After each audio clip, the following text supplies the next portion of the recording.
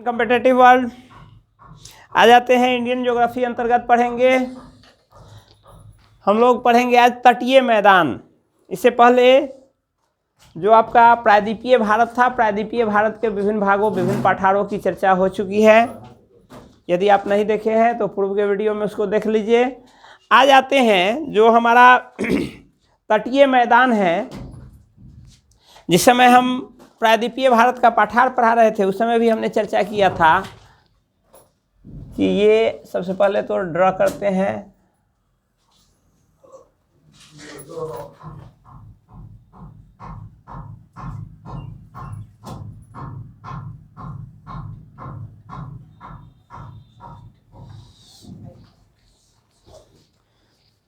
ये आपका पूर्वोत्तर भारत कहते हैं। ये प्रायद्वीपीय भारत है। प्रायद्वीपीय भारत में हम जानते हैं कि इसके पश्चिमी छोर पर एक यहाँ से कंटिन्यू एक पर्वत श्रृंखला गुजरी हुई है। हालांकि बीच बीच में कहीं कहीं गैप है और पूर्वी छोर पर भी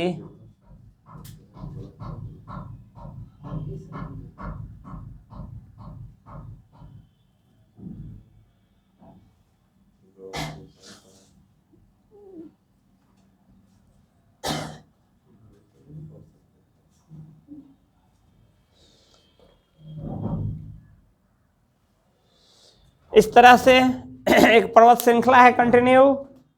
हालांकि कई भागों में कटा छटा है।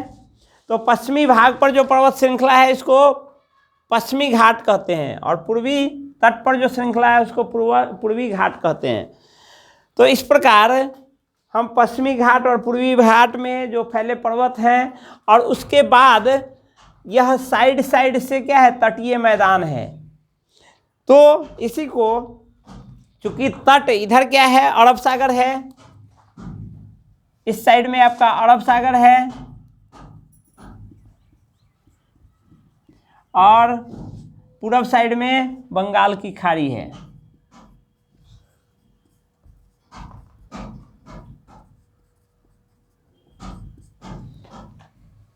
तो इसमें देखते हैं इन तटों से सटे हुए इस पर्वत श्रृंखला से तट तक मैदानी भाग का विस्तार हो गया है। ये मैदानी भाग का विस्तार जो है 3 कारणों से हुआ है। उस कारण का उल्लेख करेंगे। चूंकि जिस समय टूटा था, ये हम जानते हैं ये गोंडवाना लैंड का टूटा हुआ पार्ट है। ये पार्ट गोंडवाना लैंड से टूटा हुआ पार्ट है। तो गोंडवाना लैंड से जिस समय ये पार्ट टूटा था उस समय पश्चिमी घाट पर्वत श्रृंखला का निर्माण नहीं हुआ था। टूट करके आने के क्रम में कालांतर में कई पार्ट में बटा है और ये जो आपका है ये पश्चिमी घाट पर्वत का और पूर्वी घाट पर्वत का निर्माण हुआ है। और इस निर्माण के बाद ही धीरे धीरे इस तटवर्ती मैदान का भी विस्तार हुआ है। तो देखते हैं कि तटवर्ती मैदान आखिर होता है, उसका निर्माण कैसे होता है। तो निर्माण जो होता है तटवर्ती मैदान का निर्माण, चूंकि यह एक पर्वत श्रृंखला है, पर्वत श्रृंखला से कई छोटी छोटी नदियां निकलती हैं और नदियां इन चट्टानों को काट काट करके नदी के कारण, हवा के कारण और जलवायु के कारण ये टूट टूट करके क्या होता है, बिखरते रहता है और इसका डिपोजिशन जो होता है उसी के कारण इन तटवर्ती मैदानों का निर्माण हुआ है। तो इन मैदानों में हम देखते हैं कि पूर्वी भाग में भी मैदान है और पश्चिमी भाग में भी मैदान है। इस पर्वत श्रृंखला के बाद पूर्व में भी मैदान है और पश्चिम में भी मैदान है। लेकिन अंतर ये है कि पूरब का मैदान जो है थोड़ा अधिक, अपेक्षाकृत अधिक चौड़ा है और पश्चिमी घाट के बाद जो मैदान है वो अपेक्षाकृत संकरा मैदान है। उसका कारण है हम सबसे पहले उस कारण से पहले हम देखते हैं कि इसका निर्माण जो हुआ है, निर्माण किन किन कारणों से हुआ है, निर्माण के संदर्भ में हम पढ़ेंगे कि ये तटवर्ती मैदान जो है इसके निर्माण का कारण क्या है, निर्माण कैसे हुआ है। तो सबसे पहला कारण जो है ये अपक्षय, ये पश्चिमी घाट पर्वत जो है, पश्चिमी घाट पर्वत के अपक्षय और अपर्दन के कारण हुआ है।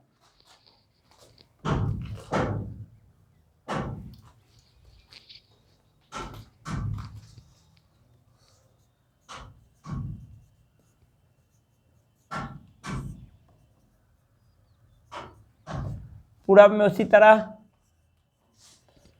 पूर्वी घाट पर्वत के अपक्षय, अपर्दन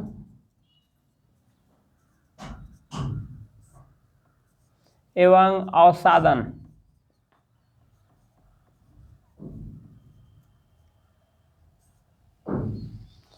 इस अपक्षय अपर्दन जो है इसका रीजन 2-3 रीजन है, नदियों, हवाओं और वातावरण या तापमान।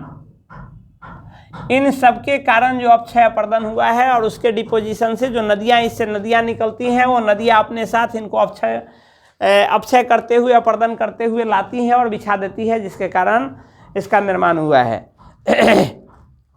इसके अलावे केवल नदियों के द्वारा ही नहीं, समुद्री ज्वार भाटा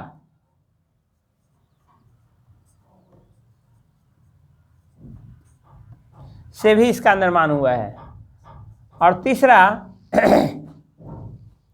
आपका प्लेट टेक्टोनिक सिद्धांत के आधार पर भी इसका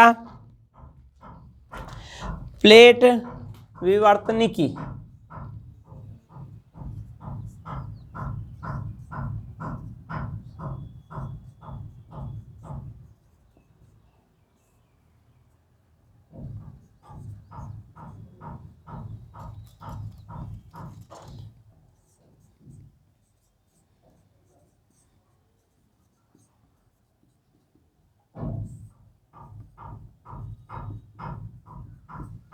यही मूलतः 3 कारण है जिसके द्वारा इन क्या कहते हैं मैदान का निर्माण हुआ है। जैसे यहाँ से निकलने वाली नदियाँ, ढेर सारी नदियाँ तो जो पश्चिमी घाट पर्वत है उससे निकल करके और यहाँ बंगाल के खाड़ी में जाकर के गिरती है। तो जब बंगाल की खाड़ी में जाकर के गिरेगी तो इतने लंबे रास्ता जो तय करेगी, तो लंबे रास्ता तय करने के क्रम में क्या होता है, अपने साथ साथ ढेर सारे चट्टानों को काट कर बहा करके ला करके समुद्र में डालती रहती है।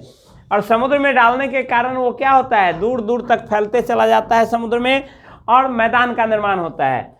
उसी तरह जैसे हमने कहा कि ये ढेर दूरी तक पश्चिमी घाट पर्वत से यदि पूरब की ओर बहे तो ढेर दूरी, चूंकि ये पूरा का पूरा प्रायद्वीपीय पठार है और एक लंबी दूरी तय करके बंगाल की खाड़ी में गिरती है, इसलिए लंबी दूरी तय करने के कारण उसका 2 चीज़ होता है। उसका एक तो ढाल काफ़ी धीमा होता है और ढाल धीमा होने के कारण यहाँ पर ये बहुत दूर तक अपने साथ जो है सो मिट्टी या चट्टानों को बहा करके ले जाती है और यहाँ समुद्र में बिछाती है, जिसके कारण यहाँ एक चौड़े मैदान का विस्तार हुआ है। जबकि पश्चिमी घाट पर्वत ढाल अधिक है, ढाल अधिक होने के कारण यहाँ क्या होता है, और दूसरा कि यहाँ जस्ट तुरंत बाद आपको अरब सागर पड़ जाता है, यानी बहुत कम दूरी तय करती है। बहुत कम दूरी तय करने के कारण अपने साथ बहुत कम गाद ला पाती है और यहाँ पर उसका डिपोजिशन बहुत कम होता है।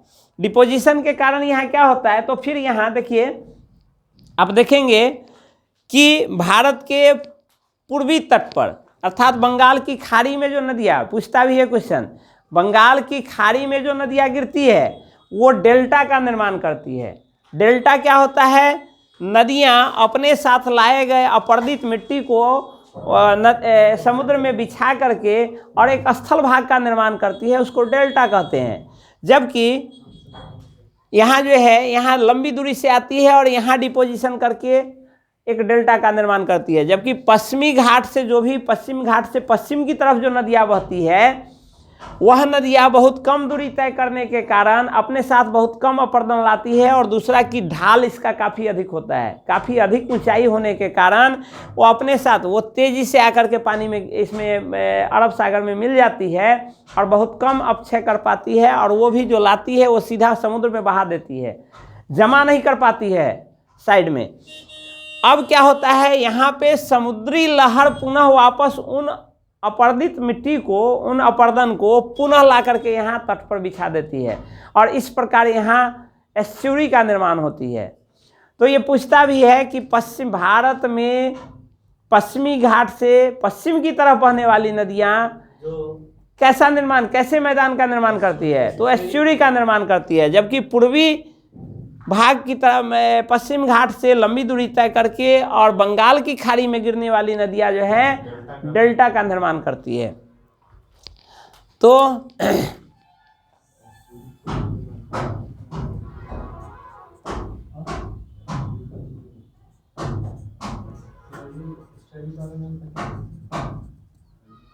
भारत में पश्चिम की तरफ बहकर अरब सागर में गिरने वाली नदियां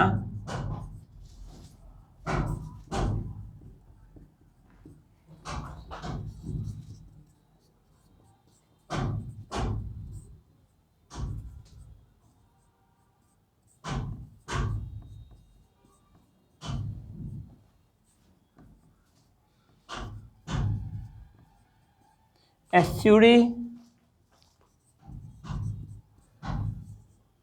तथा पूरब की ओर बहकर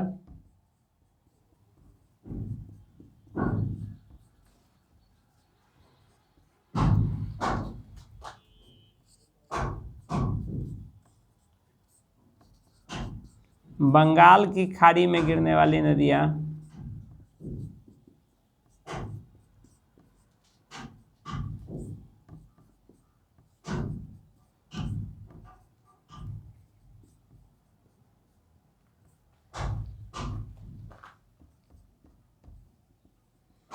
डेल्टा का निर्माण करती है। इसी का उदाहरण है आपको पूर्व की तरफ जो गंगा ब्रह्मपुत्र डेल्टा है वो किस चीज का निर्माण करती है, क्या नाम है उसका? सुंदरवन डेल्टा। सुंदरवन डेल्टा का निर्माण करती है। अब हम देखेंगे इसको तटवर्ती मैदान को दो भागों में बांट करके इसका अध्ययन करेंगे। एक तो पश्चिम भाग और दूसरा पूर्वी भाग। पश्चिम भाग को पश्चिम तटीय मैदान और पूर्वी भाग को पूर्वी तटीय मैदान कहेंगे। यदि हम इन मैदानों को, तटीय मैदानों को बांटे तो दो भाग में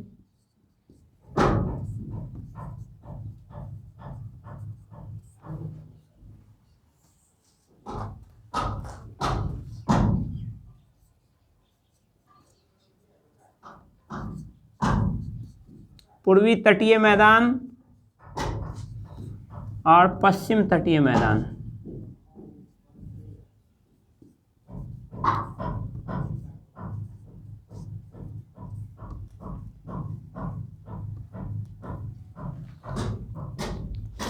फिर से इस पूर्वी तटीय मैदान और पश्चिमी तटीय मैदान का भी वर्गीकरण कर सकते हैं। देखेंगे किसी फिगर में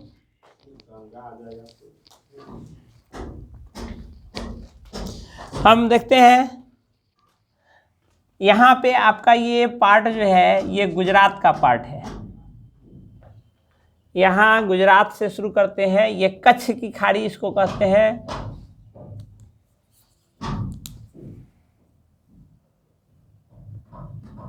ये जो है ये घुसा हुआ पानी, जो ये घुसा हुआ भाग है, इस घुसे हुए भाग को कहते हैं कच्छ की खाड़ी।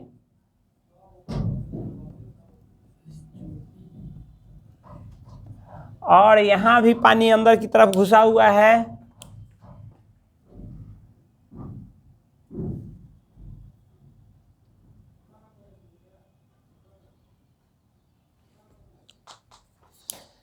इस घुसे हुए स्थलीय पार्ट में यदि पानी अंदर की तरफ घुस गया उसको खाड़ी कहा जाता है।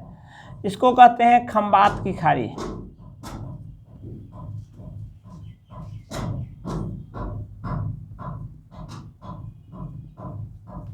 याद रखेंगे कि ऊपर भारत के ऊपरी पार्ट में जो है ये कच्छ की खाड़ी है और नीचे जो है खंबात की खाड़ी है। तो यहाँ पे हम देखेंगे यहाँ गुजरात पड़ता है। इससे आगे बढ़ते हैं, यहाँ ये महाराष्ट्र है, यहाँ बीच में गोवा है, गोवा से आगे आते हैं कर्नाटक है, कर्नाटक से आगे केरल है, केरल से आगे तमिलनाडु है। तो ये पश्चिमी भाग जो है भारत का पश्चिमी भाग, पश्चिमी तटीय, जिस समय हम तट का अध्ययन कर रहे थे उस समय भी पढ़े होंगे। तो तटीय भाग को चार भागों में बांटा जाता है। एक गुजरात का पार्ट जहां तक पड़ता है इसको हम बोलते हैं गुजरात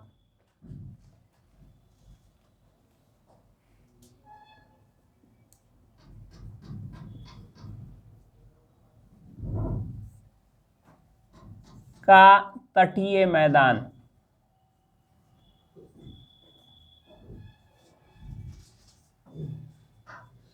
गुजरात का तटीय मैदान। गुजरात से नीचे पार्ट में जब बढ़ेंगे तो आपका इसको गुजरात के तटीय मैदान जो है इसको सौराष्ट्र तट भी कहते हैं। गुजरात का तटीय मैदान कहिए या सौराष्ट्र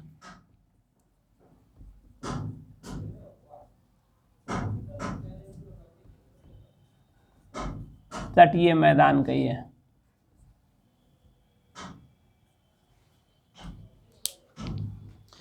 इससे नीचे आते हैं, गुजरात से नीचे आते हैं तो आपका शुरू हो जाता है कोंकण, जो दमन से लेकर के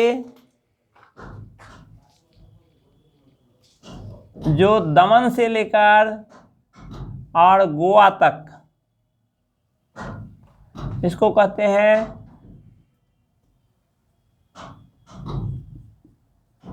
कोंकण तट कहते हैं। और कोंकण तटीय जो मैदान है उसको कोंकण तटीय मैदान कहते हैं।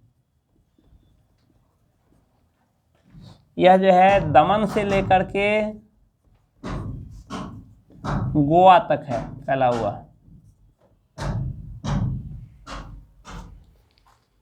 इसको ये आपका गोवा है, यहाँ दमन है, दमन से लेकर गोवा तक आपका है, ये कोंकण मैदान है, कोंकण तटीय मैदान है। उससे नीचे है कन्नड़ तटीय मैदान, गोवा से लेकर मंगलोर तक, यहाँ मंगलोर है,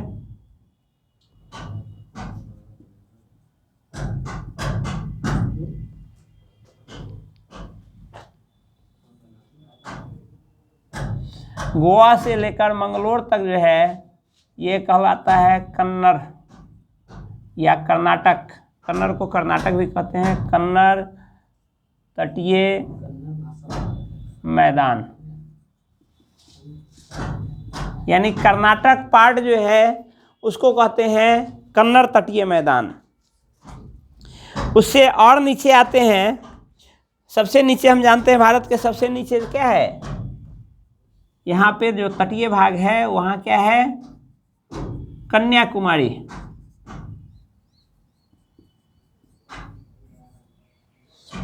तो मंगलोर से लेकर और कन्याकुमारी तक का जो ये तटीय मैदान है, इस तटीय मैदान को कहते हैं मालाबार तट।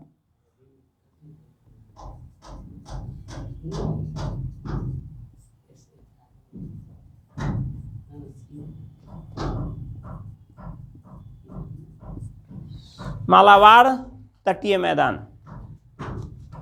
इस प्रकार हमने पश्चिमी भाग को बांटा। यदि पश्चिमी भाग को बांटे तो 4 भागों में बांट सकते हैं पश्चिमी घाट को।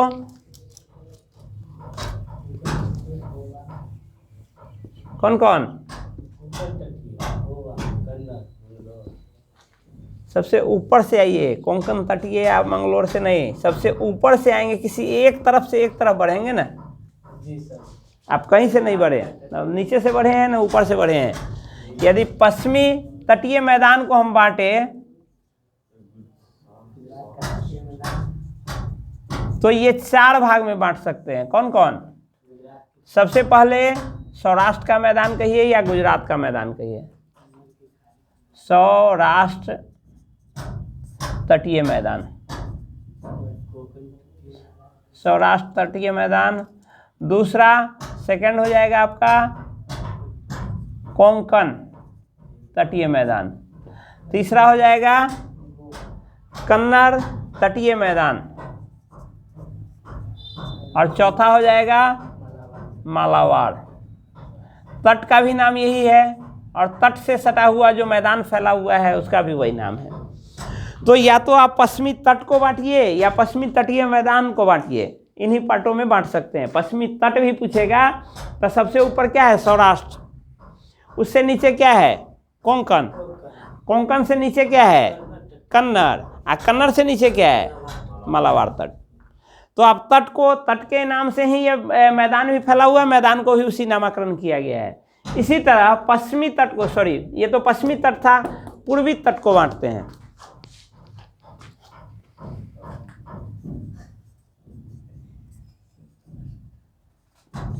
पूर्वी तटीय मैदान,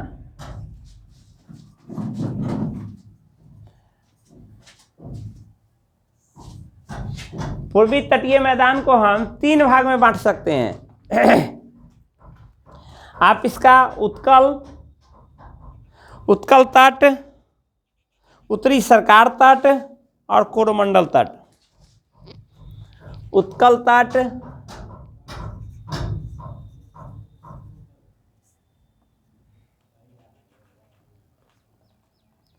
उत्तरी सरकार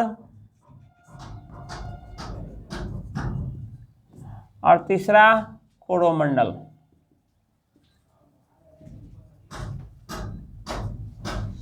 तट भी यही है, 3 तट, पश्चिम में 4 तट और पूरब में 3 तट। यहां देखते हैं, यहां पर आपका उड़ीसा पार्ट है, पश्चिम बंगाल खत्म होता है, उड़ीसा शुरू होता है। उड़ीसा से शुरू होकर दूसरा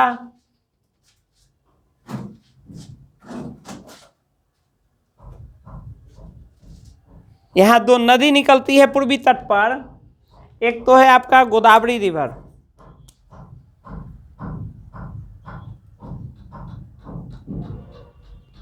और दूसरा है कृष्णा।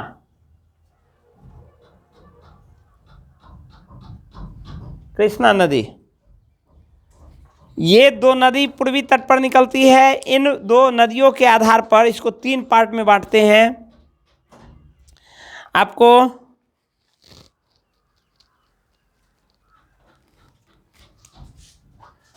यहाँ जो है, इससे ऊपर गोदावरी नदी से ऊपर उड़ीसा का ये जो पार्ट बना हुआ है, इस पार्ट को कहते हैं उत्कल तट।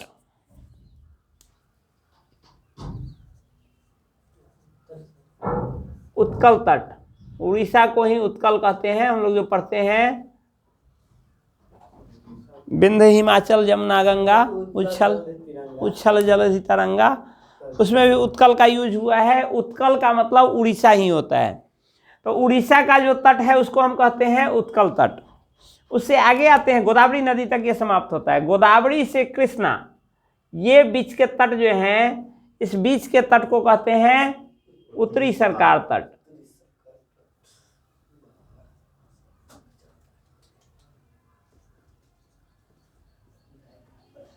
और इस कृष्णा से लेकर के नीचे है यहाँ तक तमिलनाडु का ये भाग, इसको कहते हैं कोरोमंडल तट।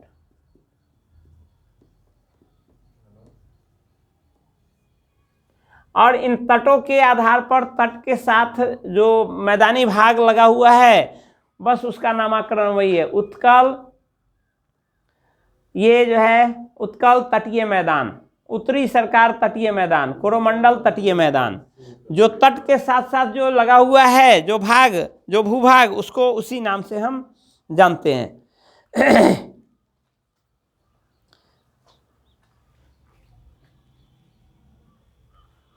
यदि इसकी विशेषताएं, अब इसकी विशेषता, ये जो तटीय मैदान है उसकी विशेषता पर हम आते हैं,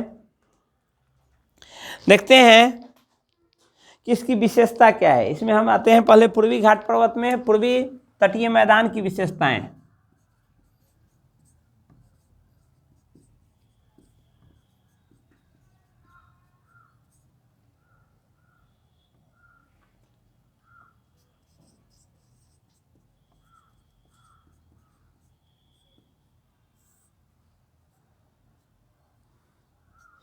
सबसे पहला तो यह पश्चिमी तटीय मैदान की अपेक्षा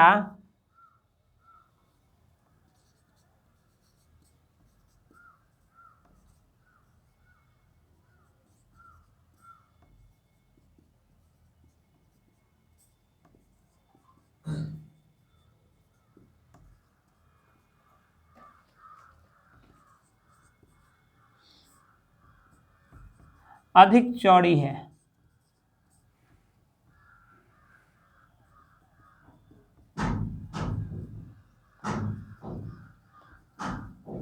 तथा इसकी ढाल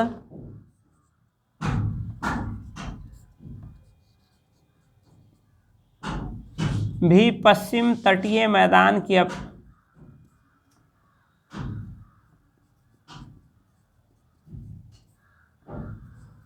से कम है,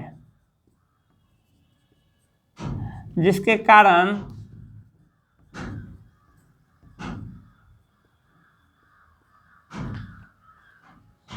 इन भूभाग में बहने वाली नदियां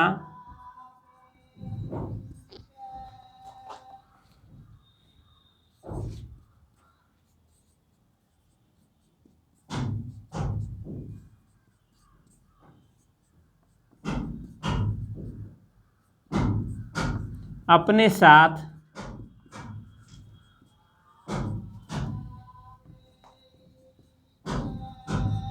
अधिक गाद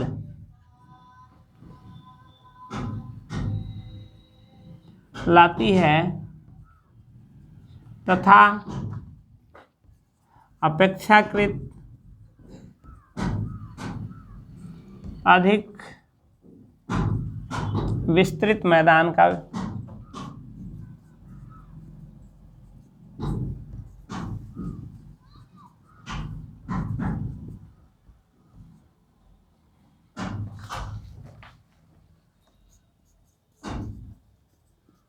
विस्तार हो पाया है।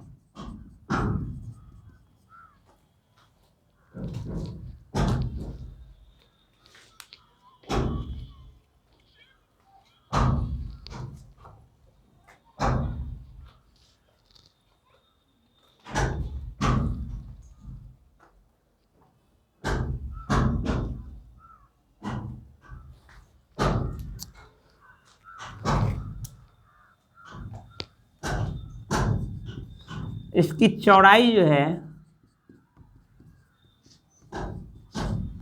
100 से 150 किलोमीटर तक है।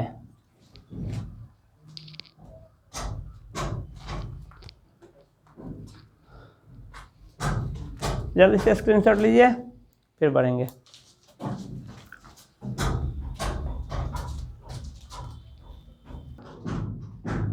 यहाँ पर देखेंगे कि पूर्वी भाग में जो है नदियाँ, बहुत सारी नदियाँ हैं। पश्चिमी भाग में कम नदियाँ हैं और छोटी नदियाँ हैं, जबकि पूर्वी भाग में यानी बंगाल की खाड़ी में गिरने वाली नदियाँ जो है बड़ी बड़ी नदियाँ हैं और लंबे दूरी से आती है, अपने साथ ढेर सारा गाद लाती है। गाद लाने के कारण एक तो वहाँ क्या होता है, एक चिकनी मिट्टी का ये निर्माण, चिकनी ये जो मैदान का निर्माण हुआ है वो चिकनी मिट्टी वाली मैदान का निर्माण हुआ है। यानी पूर्वी भाग में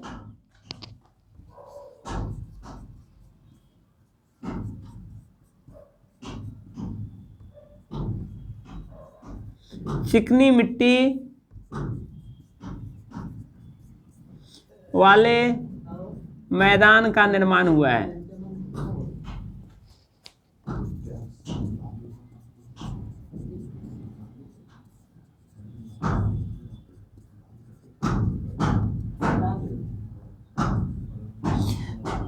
यहाँ पर जो है आप ध्यान देंगे कि यहाँ पर जो पूर्वी भाग जो है, ये पूर्वी तटीय मैदान जो है ग्रीष्मकालीन एवं शीतकालीन दोनों मानसून से वर्षा प्राप्त करती है।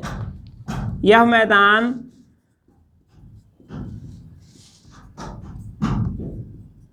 ग्रीष्मकालीन एवं शीतकालीन मानसून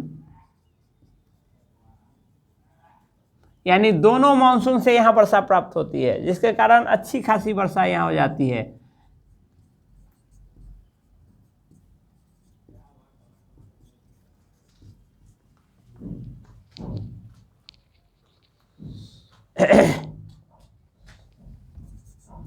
इस मैदान में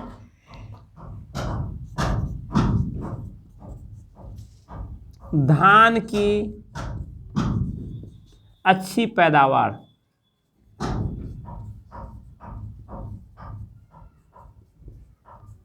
होती है।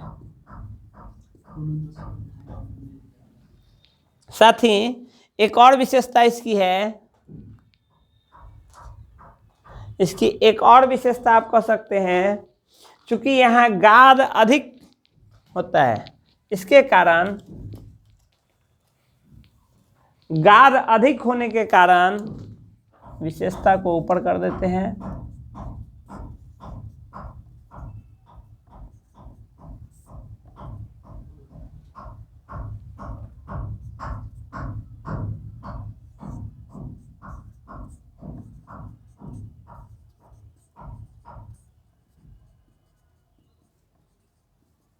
गाद अधिक होने के कारण पूर्वी तट पर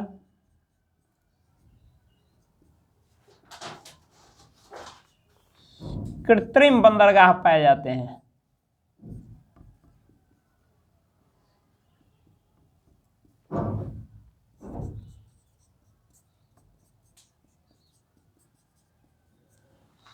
कृत्रिम बंदरगाह कहते हैं वैसा जगह जहां जहाज को खड़ा करने के लिए, आप जानते हैं कि जहाज जो है सो जितना यहाँ मानते हैं यहाँ समुद्र की गहराई अधिक है, तो आपका ये जहाज क्या होगा, डायरेक्ट स्पोर्ट तक, गोवा तक पहुँच जाएगी। लेकिन यदि यहाँ उथला समुद्र है तो मालवाहक जहाज जो है वो भारी भारी माल लेकर के जो चलती है, बहुत अधिक वजन लेकर चलती है, तो उसका पेंदी क्या होगा, पहले ही यहाँ जमीन में सटने से पहले ही उसका पेंदी क्या होगा, नीचे जमीन में सट जाएगा, जिसके कारण क्या होगा, ये हमारा जहाज यहाँ तक नहीं पहुँच पाएगा। और गाद हमने कहा है कि यहाँ गाद लाती है, गाद लाती है तो वो क्या करती है, समुद्र को उथला बना देती है। तो पूर्वी तट पर आप देखेंगे कि पूर्वी तट क्या है, अत्यधिक गाद से भरा हुआ है, इसलिए यहाँ जो भी यहाँ पर बंदरगाह बने हैं वो क्या है, प्राकृतिक बंदरगाह न होकर कृत्रिम बंदरगाह है, यानी उस गाद को सफाई करते रहना पड़ता है, तभी आकर के आपका वो क्या कहते हैं, मालवाहक पोत जो है वो आपके तट तक पहुँच पाएगा, नहीं तो आपके अंदर में समुद्र में ही रह जाएगा। तो पूर्वी तट पर देखेंगे, पूर्वी तट की विशेषता है कि यहाँ अत्यधिक गाद आती है, बहुत सारी नदियाँ हैं, अत्यधिक गाद लाती है, जिसके कारण पूर्वी तट पर ये मैदान जो विकसित हुआ है, एक तो वह चावल की खेती के लिए, चावल है, गन्ना है, उसकी खेती के लिए उपयुक्त है, क्योंकि चावल गन्ना की खेती के लिए दो चीज़ चाहिए, एक तो आपका क्या कहते हैं, चिकनी मिट्टी चाहिए जो ये नदियाँ लाती है बहा करके, अधिक उपजाऊ होती है, और दूसरा यहाँ चूँकि दो मानसून, ये ग्रीष्मकालीन मानसून और शीतकालीन मानसून, दोनों मानसून से अच्छी खासी बारिश होती है, जिसके कारण यहाँ जो है सो चावल की अत्यधिक खेती, अच्छी खेती होती है, अच्छी पैदावार होती है भारत में। आप देखेंगे कि पश्चिम बंगाल, उड़ीसा, इन सारे जगहों पर ये कृष्णा और गोदावरी बेसिन, नदी बेसिन क्षेत्र जो है, वहाँ चावल की अधिकाधिक वहाँ फसल उपजाई जाती है, क्योंकि चावल के लायक वहाँ मानसून भी, वहाँ जलवायु भी पाया जाता है और मिट्टी भी पाया जाता है, दोनों वजह से वहाँ चावल की अच्छी पैदावार होती है। अब हम आते हैं, देखते हैं पश्चिम तटीय मैदान। पश्चिम तटीय मैदान की विशेषता,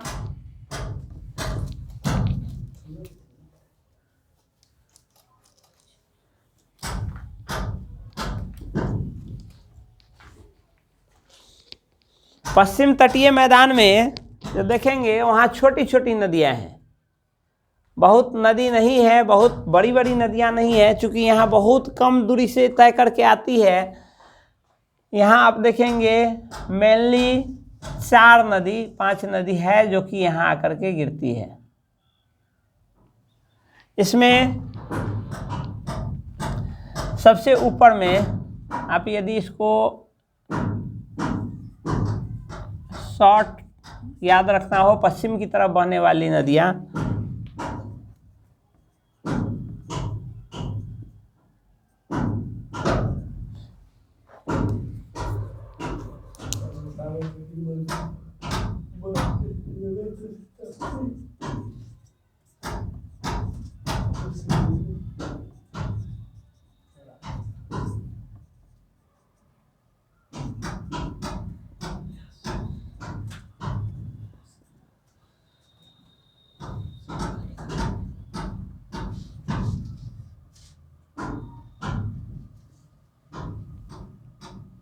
पश्चिम की ओर बहने वाली नदियाँ, लूनी, स से है आपका साबरमती,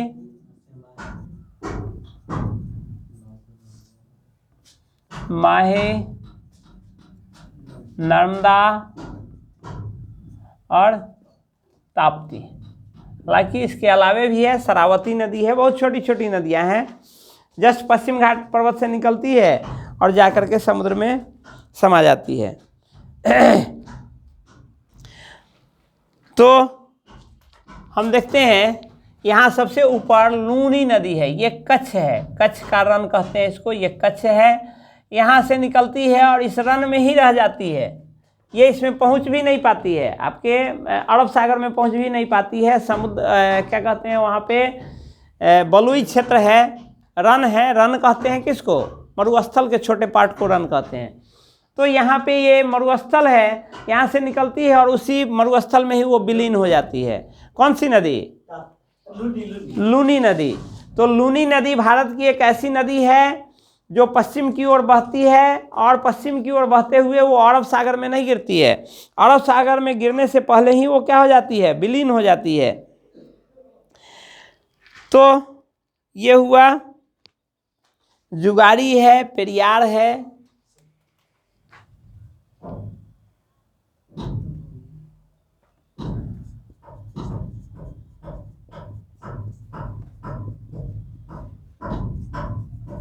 ये सब भी छोटी छोटी नदियां हैं जो पश्चिम की ओर बहती है। शरावती है,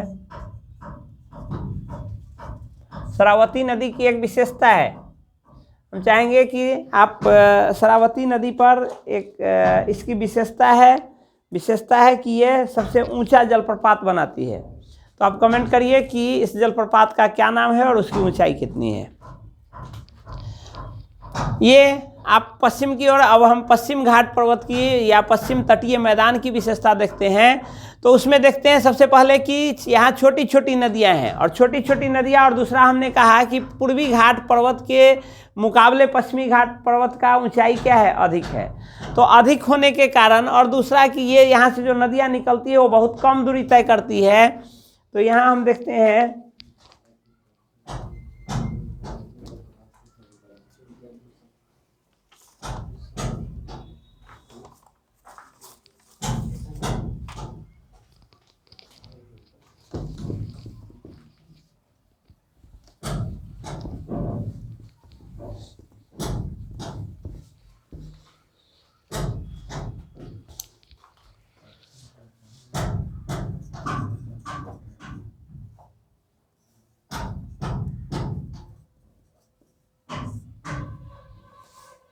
पश्चिम तटीय मैदान की विशेषता हम देखते हैं।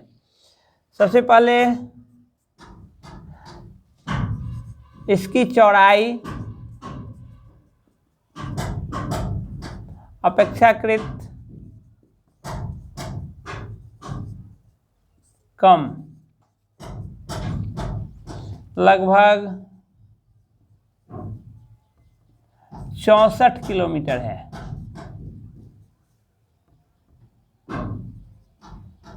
उसकी हम देखे थे पूर्वी घाट जो है आपका तटीय मैदान, पूर्वी तटीय मैदान जो था 100 से 150 किलोमीटर चौड़ा था। ये अपेक्षाकृत उसके अपेक्षाकृत कम चौड़ी है, लगभग 64 किलोमीटर है। इसकी ढाल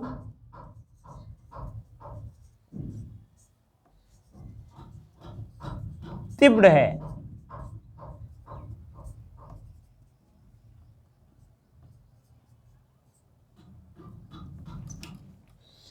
है, इस क्षेत्र में बहने वाली नदियां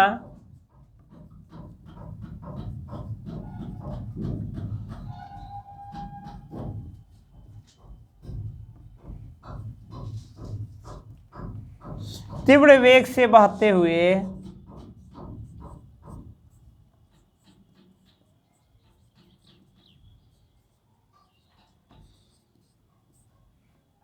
अरब सागर में गिरती है।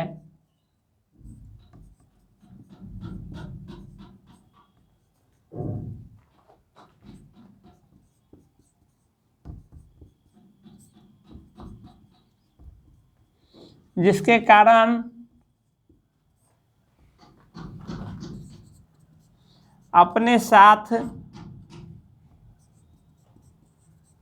बहुत कम गाद ला पाती है।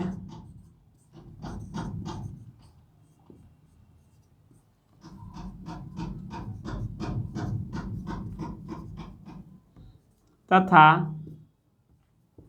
उस गाद को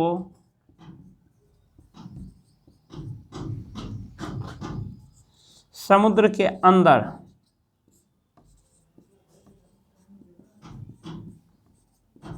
तक ले जाती है।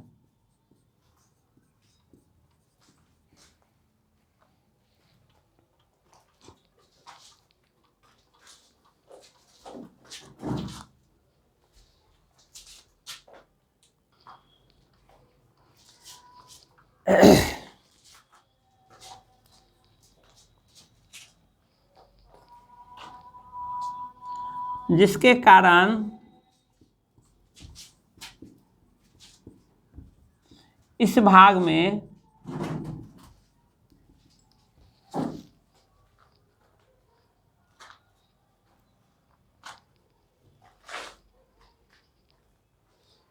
प्राकृतिक बंदरगाह की बहुलता है।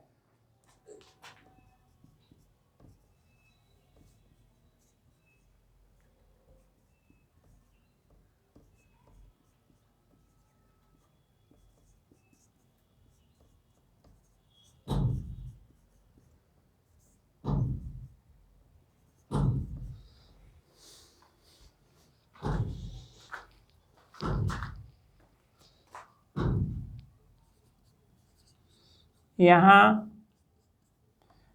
काली मिट्टी पाई जाती है।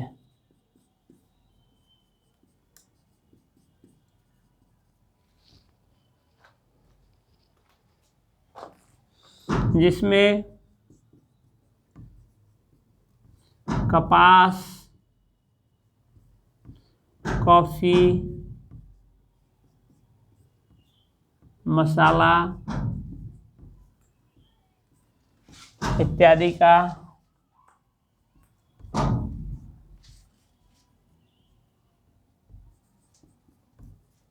उत्पादन होता है।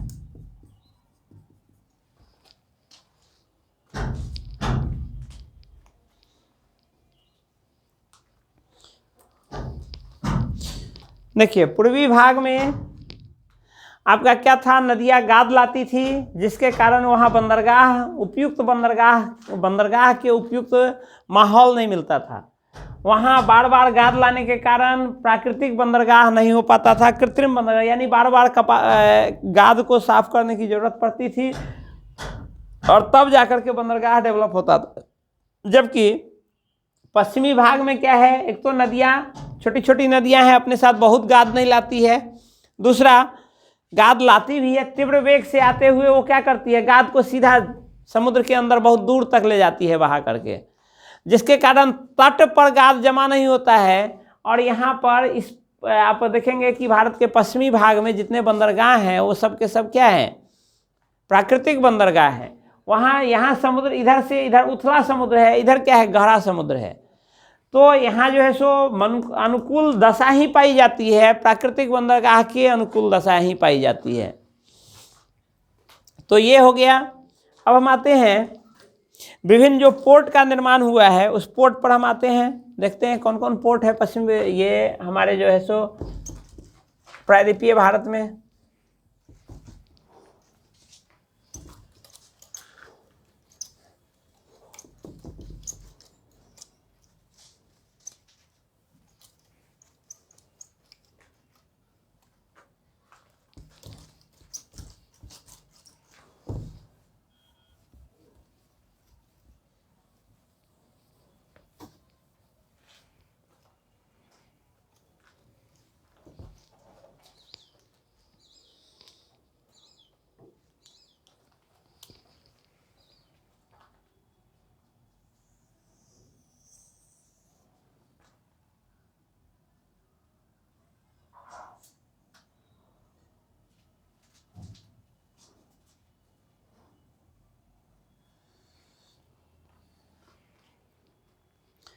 ऊपर से यहाँ तक गुजरात है। गुजरात के बाद कौन सा राज्य आता है, उसके बाद महाराष्ट्र है।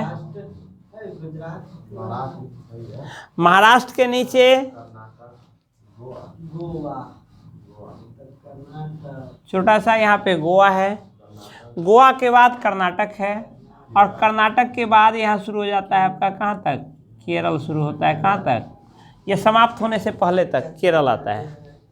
तो इसी भाग में देखते हैं, पहले पश्चिमी तट का हम देखते हैं। पश्चिमी तट पर जो आपका मेन बंदरगाह है वो प्राकृतिक बंदरगाह है, और यहाँ पर हम देखते हैं कौन कौन बंदरगाह जो है सो फैला हुआ है।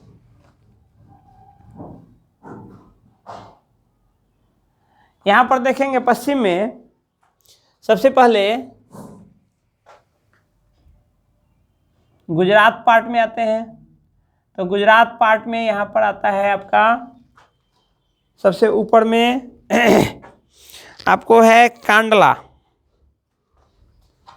यहाँ पे है कांडला बंदरगाह।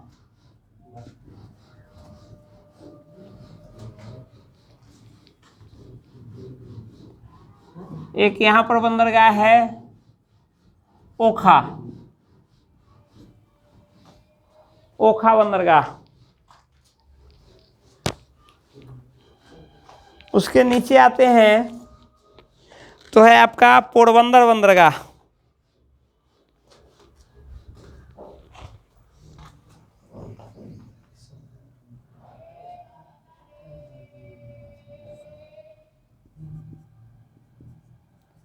पोरबंदर बंदरगाह यहाँ पे आपका द्वारिका जो था यहीं पर है, जो अब डूब चुका है, यहीं पर द्वारिका है। तो बंदरगाह नहीं है ऐसे।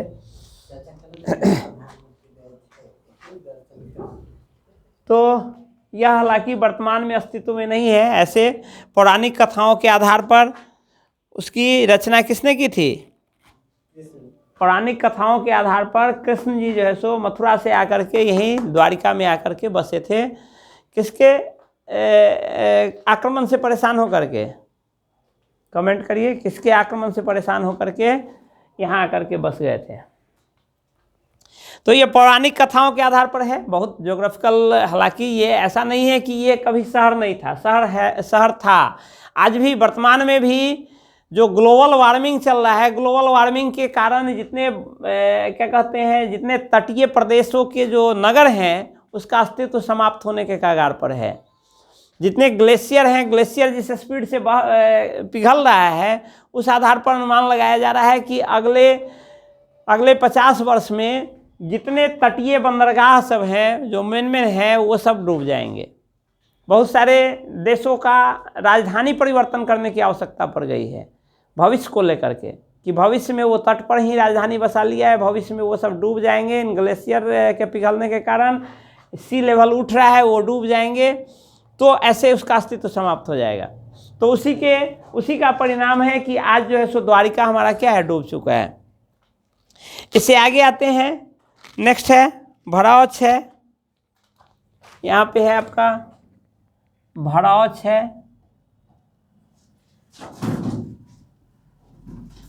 अंकलेश्वर है, और साथ ही सूरत है। भड़ौच है, उसके नीचे अंकलेश्वर है, उसके नीचे आपका सूरत है। ये गुजरात, ये जितना अभी हम देखें ये सब के सब गुजरात अंतर्गत पड़ने वाले बंदरगाह हैं पश्चिमी तट पर। इससे नीचे आते हैं, यहीं पर है, तीनों सटा हुआ। भड़ौच है, थोड़ा नीचे अंकलेश्वर है, थोड़ा नीचे सूरत है। इससे नीचे आते हैं महाराष्ट्र पार्ट में, यहाँ पर पड़ता है आपका क्या, यहाँ पर पड़ता है मुंबई बंदरगाह। मुंबई बंदरगाह, नवी, उससे नीचे छोटा सा नवी मुंबई।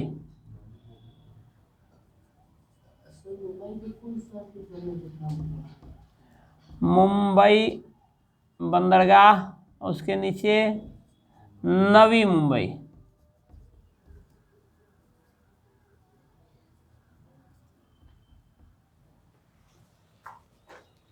उससे नीचे आते हैं, यहाँ पर है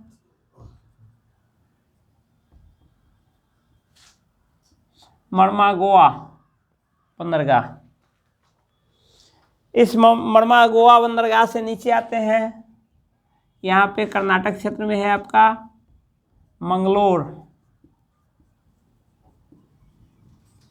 मंगलोर बंदरगाह। उससे नीचे आते हैं तो आपका है कोच्चि बंदरगाह, केरल अंतर्गत पड़ता है कोच्चि बंदरगाह।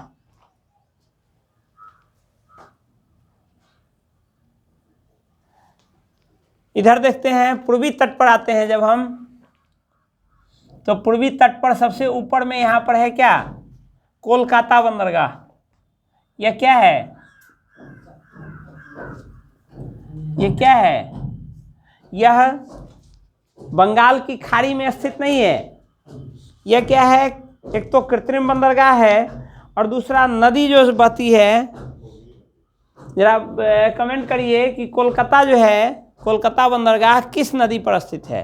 ये नदी, ये किसी आपके क्या कहते हैं, बंगाल की खाड़ी में ये नहीं है, समुद्र में स्थित बंदरगाह नहीं है, ये कृत्रिम बंदरगाह है और एक नदी पर स्थित है। तो आप कमेंट करिए कि ये किस नदी पर स्थित है। इस कोलकाता बंदरगाह की व्यस्तता को घटाने के लिए उससे नीचे एक बंदरगाह विकसित किया गया है, हल्दिया बंदरगाह।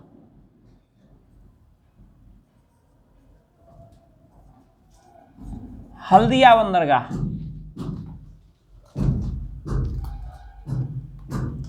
उससे नीचे आते हैं हम तो उड़ीसा क्षेत्र में है आपका पाराद्वीप बंदरगाह, उड़ीसा पार्ट में पड़ता है यहाँ पर। ये सब तो हो गया वेस्ट बंगाल में, ये वेस्ट बंगाल अंतर्गत है। इसके नीचे आइए तो है पाराद्वीप बंदरगाह। पाराद्वीप से नीचे आते हैं तो यहाँ आंध्रा में है आपका विशाखापत्तनम।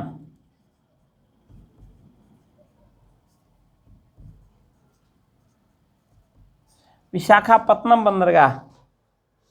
उससे नीचे आते हैं तो यहाँ तमिलनाडु का है चेन्नई बंदरगाह।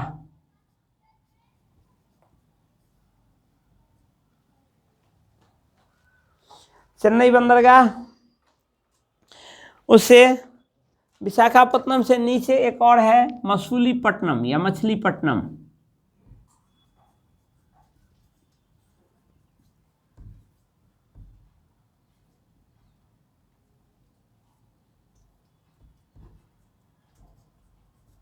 मछलीपट्टनम बंदरगाह। नीचे हो गया चेन्नई बंदरगाह।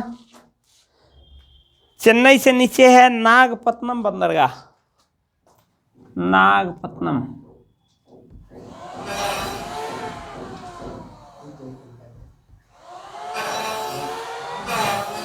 ये पड़ता है आपका तमिलनाडु अंतर्गत। यहाँ है ये आंध्र प्रदेश अंतर्गत, ये है उड़ीसा अंतर्गत और ऊपर है वेस्ट बंगाल अंतर्गत। यहाँ केरल हो गया, ये कर्नाटक हो गया, ये गोवा हो गया, ये महाराष्ट्र हो गया और ऊपर जो है ये सब के सब गुजरात अंतर्गत।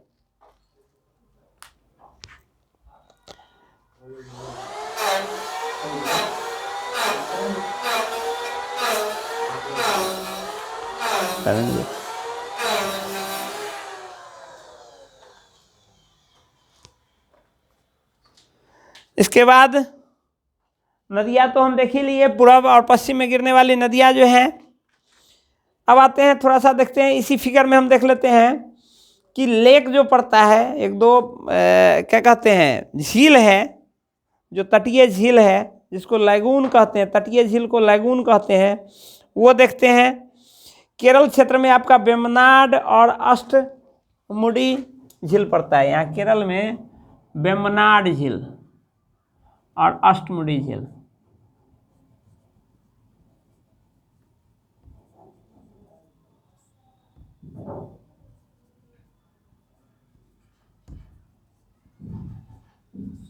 ये दो झील है, इसको लैगून भी कहते हैं।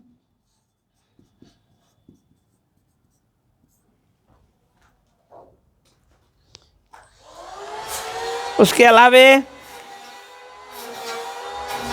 आपको इस साइड में पूरब साइड में देखेंगे तो चिल्का है, कोलेरू है और पुलिकट है। चिल्का उड़ीसा भाग में यहाँ पर आपका चिल्का झील है।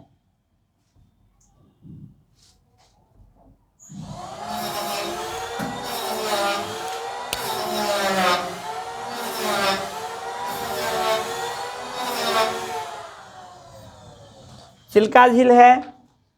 उसके नीचे आते हैं तो आपका आंध्र प्रदेश में है कोलेरू झील। आंध्र प्रदेश में पड़ता है आपका कोलेरू झील।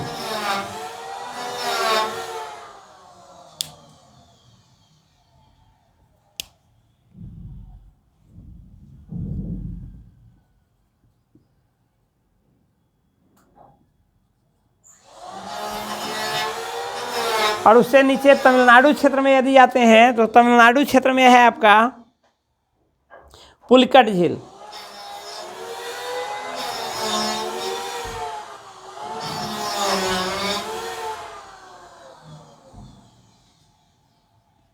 पुलिकट झील, ये पुलिकट झील जो है आपका 2 राज्यों की सीमा बनाती है, आंध्र प्रदेश और प्लस तमिलनाडु। इन दोनों राज्यों की सीमा पर स्थित है पुलिकट झील। तो आज के वीडियो में हमने देखा कि पूर्वी और पश्चिमी तटीय मैदान जो है उसका विस्तार, उसकी विशेषता, उससे संबंधित बंदरगाह, उसमें गुजरने वाली नदियाँ। हालांकि नदी का अलग से भी हम पढ़ेंगे, जो नदी का वीडियो आएगा उसमें हम अलग से भी उसकी चर्चा करेंगे। तो आज यहीं पर हम रोकते हैं, फिर से नेक्स्ट वीडियो में आएंगे नेक्स्ट टॉपिक के साथ। तब तक के लिए धन्यवाद।